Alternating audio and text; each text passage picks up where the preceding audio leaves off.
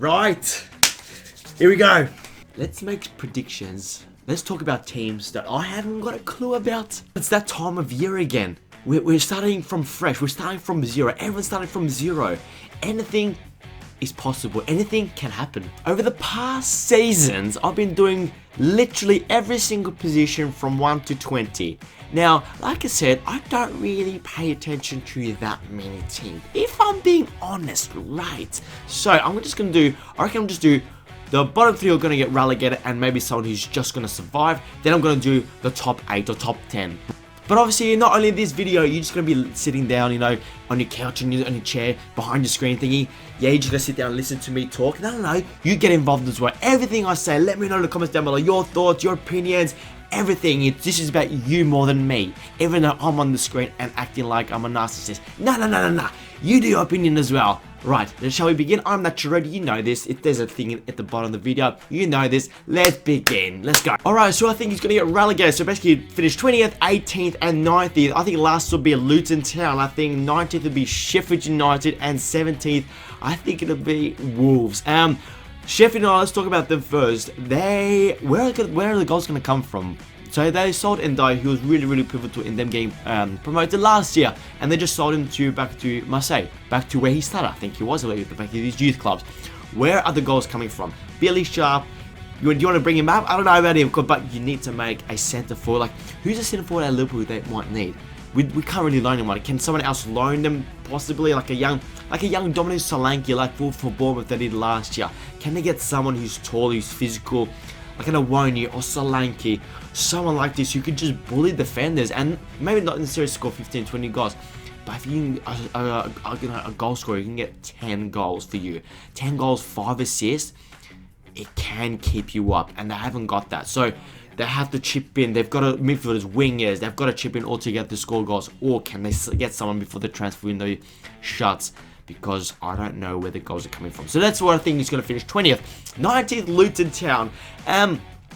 I think they know they're probably going to go back down. But who's us? This is like a Huddersfield of like a couple of years ago. Or it's for Huddersfield basically. Like, they are such a good unit side. They worked so hard last year. They gone through up with the not the championship final. They didn't even come to the top 2. They went through the playoffs and all that. This is just a fun ride for them. If they stay up, it'll be an amazing story. But the chances are, I think 20th and 19th, I think they'll finish on 20-25 points. And I think 17th and 18th, they'll be close together. But we know Luton Town, they're a small squad. But what I think with Sheffield United, they haven't really spent much money. Bournemouth didn't do that much last year, and they finished well outside the relegation zone. Luton have spent not more money, but they've acquired more players like Chong and Giles as well from Wolverhampton. That could do a bit of damage. Like if Chong plays on the left hand side, the left back and left wing can get involved potentially. But I don't know. So that's it. 20th and 19th and 18th. Let's do 18th and 17th. I think 18th, like I said, will be Wolves, and I think 17th it will be Everton again, just by the brink again. So I think one more year before they're going to change the stadiums from Goodison.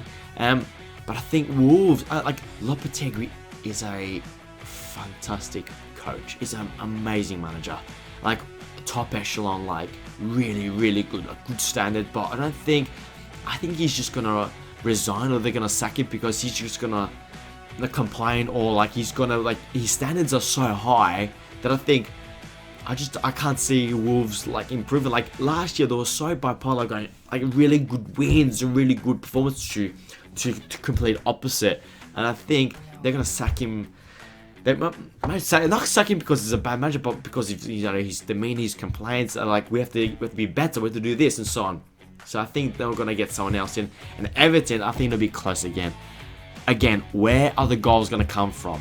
Where Dominic Calvert-Lewin is he's the most injury-prone player I've ever seen since Daniel Sturridge. Really injury-prone. So talented, Calvert-Lewin, but he just can't get on the pitch. Where are the goals going to come from? McNeil chipped in a lot last year at the end, such as Alex Iwobi and the likes, but I just can't see it. Like they're gonna be 17th from February until May, and they're gonna be shitting themselves again. That's what I think is going to happen. But I think Sean Dyche will be there for the rest of the season. Alrighty, now we're going to predict the top 8. In 8th position, I think it'll be Aston Villa. They're looking really good. Unai Emery is a classy manager. So much better than Steven Gerrard. It's so much better. Like the difference of last year, where Gerrard just was not ready for this big of a club, big of a challenge, and Emery's like, yeah, I know what to do. I've been here before, and so on. So was Sevilla and the likes. They're making some good additions. Diaby, and then you got Paul Torres, and even Yuri Tillemans. Yuri Tillemans is like such a, or Tilly Gillemans, if you know. Such a shrewd signing that could just bolster their squad and just help them with the Conference League and just give them like a bit of quality. But Paul Torres, Moussa Diaby, what? They've got such good squad that Villa that they're in the Conference League, right? Are they Conference League or Europa League? They're one of them, right? I think they're gonna finish again 8. So they're gonna really push for the European football, right? So hopefully try and get into the final of the European leagues, and then just steady top 10, and that's what they do. If they can just steady and for a couple of years get top 8, top 10, then Emery can say, right, let's go for top 4. Let's try and get 5th position or 4th position. And I think they're in a good position, Villa. Really good. They're so structured, like they're so tactically structured, coached so well that they're gonna get points off the top 4. They're gonna get top points off them. They're gonna be a real handful. And be careful with them in Europe, because Emery in European football is scary. Okay, in 7th position, I've got Newcastle United. And I'm thinking, Newcastle, they finished top 4 last year. They're building a squad. I think they're going to be this year really focusing on the Champions League and the cup competitions, because the fans really want the FA Cup or a League Cup. They really want a trophy. They haven't won a trophy in decades, right? So I think they're all just going to put their focus in the cup competitions, because they haven't yet got the squad to do both the league, the cup competitions, and Champions League, obviously. So they're gonna sort of like, okay, let's just all focus, because we're not really going anywhere. You look at it, okay, we're not really going anywhere. Let's try and get a couple of trophies, start the wave, and then we're gonna push for the big ones, big competitions and so on. And they've made some good signings. Tonali is an absolute gun of a player. But I still think the squad depth is a little bit lacking, and they've got a couple injury-prone players like up top. But Isak could score goals for fun. And Callum Wilson is injured. Like Isak, can he stay fit? Probably.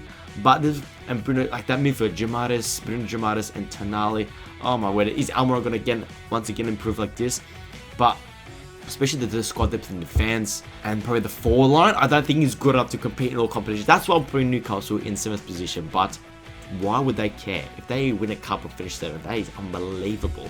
Okay, in 6th position, I'm going to go for Tottenham. My favourite Ange Postecoglou is now managing Tottenham.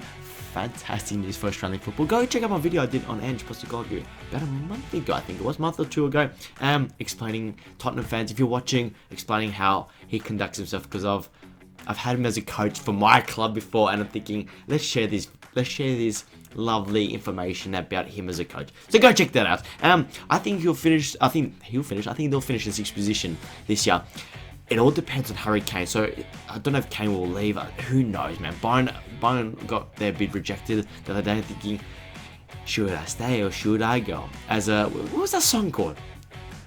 Should I stay or should I don't know. I don't know. I'm gonna search it up afterwards. So if Kane stays, I think he'll finish 5th or 6th. I think 6th position.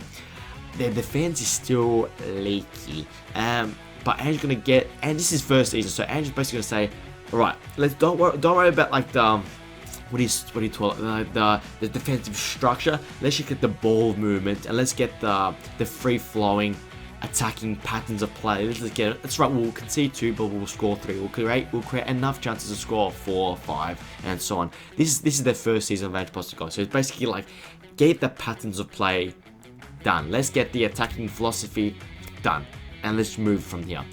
We'll worry about the structure, the defense, the solidarity, the block, afterwards. Let's get the fun. Let's get the enjoyable. Let's get the culture right first. That's what Andrew will do. Really exciting. And brought a couple of really good signings like Madison and Porto as well. Like attacking players like Madison, like thinking, right, creating for Kane, creating for Son, who couldn't score to save his life last year. Kulusevski is now permanently at the club. Really excited for Tottenham. This will be fun for Tottenham. really good. It'd be a good team to watch, I reckon, this year, Tottenham. Alrighty, now we're getting to the top four. Fourth or fifth. Between two teams I've got in maybe three. I don't know. I'm changing my mind every single time. So between these three teams, we've got Liverpool, Man United, and Chelsea to finish third, fourth, and fifth. Chelsea haven't got any European football at all because they finished outside the top 8. Thinking that's pretty good, you know, for them, for the campaigns, for the weekly. But they've got they're a mess of a team, a mess of a squad. So if you don't have European football, how are you going to share their game time with? That's a real concern. But they've got young players and have lost a lot of older players' leadership. And you got Liverpool, who've got problems in number 6, and we're not making any signs. Doesn't look like it. Hopefully, fingers crossed. And then you got Man United, who second season under Eric Ten Hag. They've got bought a couple of players, Højlund for a shit ton of money. I'll be worried if I was a Man United fan. Thankfully, I'm not. How he's going to settle in a new Premier League. He didn't score many of the goals last year. He's still young. He's still raw. But he's got the physical attributes to suit Eric Ten Hag. So I'm thinking attributes. I'm thinking similar to Sebastian Haller. How long is he going to get integrated? And who's your backup striker? So it'll be Rashford or Martial. It's not convincing that you're going to score 15 to 20 goals that you need to finish top 4 or potentially challenge for a title. Casemiro is there as a leadership in midfield, leadership midfield. Bruno's his new captain. He's not. He leads. He doesn't really lead by example. That's the thing. He might he might score a couple, hat tricks and all that. But when it gets tough, when we saw last year, he shit the bed against a young Stefan Bajcetic. This is one of my favorite clips of all time. A young kid skids him, and Fernandez is like, fuck that. So if he's the captain, I'm hoping they absolutely crumble. I think Chelsea will finish 5th, Man United in 4th, and I think Liverpool in 3rd. Let's talk about the Reds. So I think we're going to be like 17th, 18th this year. We're just going to score goals for fun, but our defense is going to be a little bit shaky. Not because of the keeper, not because of individual personnel. I just think we're going to be just go gung-ho, back to helter-skelter, Jurgen Klopp Liverpool. So high counter-pressing, high gegen-pressing, win the ball high up the pitch so we don't have to defend as much. McAllister looks like an absolute wonderful player. Szoboszlai, he's got talent. And they got, our front line is dangerous and chaos and quick. Diaz, Jota, Nunes, Mohamed Salah, and Cody Gakpo just linking up with the player. He's like Bobby Firmino, but a better version, taller, quicker. He's got a bit more of an eye for goal than Bobby did. So we've got flexibility, and then you got Ben Doak, who just doesn't give a shit, and he'll just run at you. When you got Mohamed Salah there, just absolute put that left back on his ass time and time again, and absolute tied left back out. Then you got a young kid, Ben Doak, who's quick as Usain Bolt, who he's got this cockiness, confidence of I'm gonna attack you, I'm gonna beat you every single time. That is scary. And we've got European football, Europa League. It's really easy for me to say. So I think we're just gonna bleed, and just give the youngsters that time. Doak. Who else is gonna play lots of games? I don't know if Bobby Clark will stay. I don't know if Conor Bradley will stay. But there's gonna be moments. Harvey Elliott especially.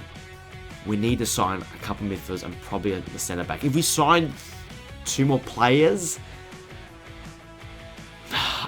I don't know, man. I just don't know. If we sign 2 more midfielders, Lavia and Andre, for example, and we sign another centre back, then we can push Arsenal and Man City for the title. Okay, the top 2. Can we get a drum roll? In first position, I'm gonna put Manchester City. In second, Arsenal.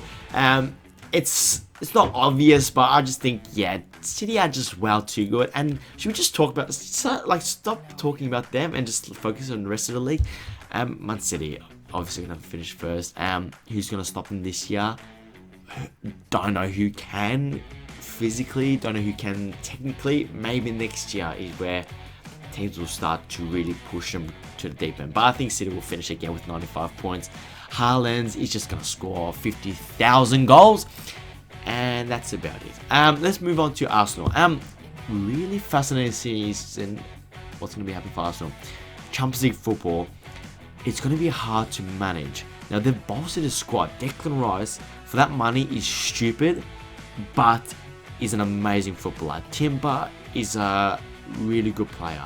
Havertz, as a backup striker, I'm not convinced.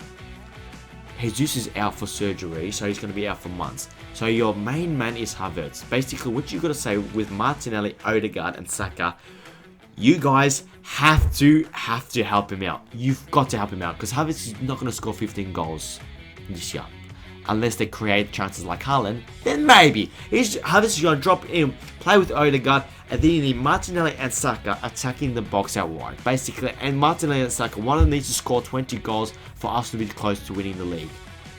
But I don't think it will happen because I think they're still a bit young. But the structure is there. Like, Arteta is clearly an amazing coach. They played really well in the Community Shield. They played really well. But like, we bet City last in the Community Shield. That doesn't mean anything about the season. City's just going to roll everyone out. But Arsenal in the Champions League, I think will go really deep. Really deep. Semi-final, maybe even final. Imagine Arsenal going back to the Champions League. It'd be crazy for them. Crazy. And I think they've got the quality to. But even the squad to manage both, especially if they're going really, really deep in the Champions League. How are their Premier League campaign? So I think they'll finish second, 5 points ahead of third or fourth, and 10 points behind City. So like the last few weeks of the season is like, yeah, we're just going to finish second, obviously. I think it'll be that bit the case. So yeah, that is the top 8 and the final 3 to bottom 3. So I reckon I'm going to also predict some other things. Player of the season is probably going to be Erling Haaland, but a sneaky shout, Trent Alexander-Arnold. So we're going to play the hybrid role. So how John Stones will be playing, how Zinchenko's been playing for Arsenal. Trent is so much better than them two on the ball. Like Trent is our best player with the ball at his feet. Like on par with Thiago. Like just a technician, ball control, vision, range of passing. He's going to get 15 assists, I think, this year. Back to his best, Trent Alexander. From the midfield role, when he got runs like Salah, Nunes, Diaz, Jota, who just scored a goal for fun. And then you got McAllister, Szoboszlai chipping with the attack. I think Trent will be the player of the season. Golden Boot, I think, obviously, will be Erling Haaland. Who can stop him? Salah, potentially, if Nunes plays well and gets off to a good start. Harry Kane, potentially, if he stays for Tottenham. Those 3, but Haaland will be. Golden Glove, I think it'll be Edison. Who else? Best defender? I mean, Guardiola, potentially. So, yeah. Let me know your thoughts in the comments down below. That is the end of the video. Thank you so much. Excited for the new season. Let me know your thoughts about everything I've said. If you think I'm a brainless fucking idiot, let me know. I take everything on board so much. Up the Reds. Thank you so much. Ta-da.